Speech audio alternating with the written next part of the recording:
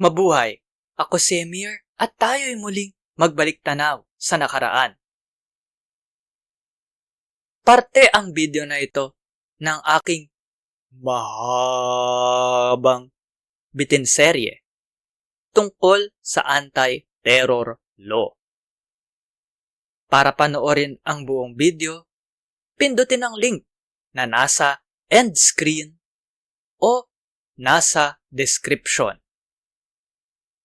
Disclaimer lang po ha, babala.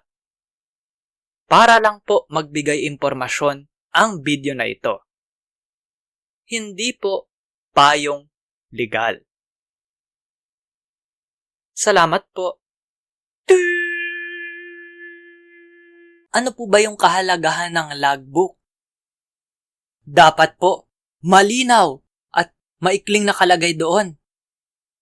Pangalan, paglalarawan at tirahan ng nakakulong, petsa at eksaktong oras ng pagpasok niya para sa kustodyal na paghuli o kulong, custodial arrest or detention, pangalan at tirahan ng isa o mga doktor na sumuri sa kanya, pisikal at medikal, kanyang kalusugan at pisikal na kondisyon sa oras ng kanyang unang pagpasok sa kulungan,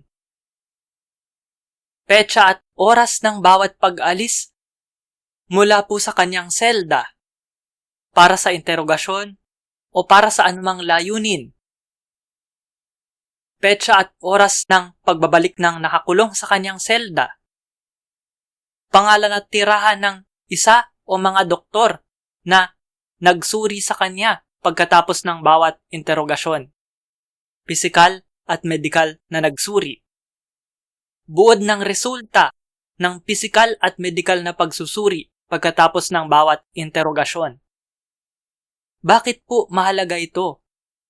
Para tiyaking hindi tinotorture, hindi sinasaktan ang nakakulong habang iniinteroga siya, habang kini-question.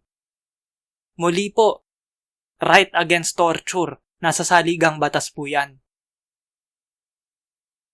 Pangalan at tirahan ng mga kamag-anak, kung meron man. Pangalan at tirahan ng mga taong bumisita, petsa at oras ng bawat pagbisita,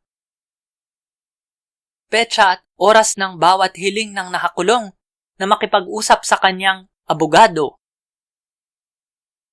petsa at oras ng bawat pagbisita, at petsa at oras ng pag-alis ng abogado. At iba pang mahalagang pangyayari na may kinalaman sa lahat ng makabuluhang detalye tungkol sa pagtrato sa nakakulong. I-like at i-share ang video na ito sa social media. Mag-subscribe at pindutin ang batingaw o bell.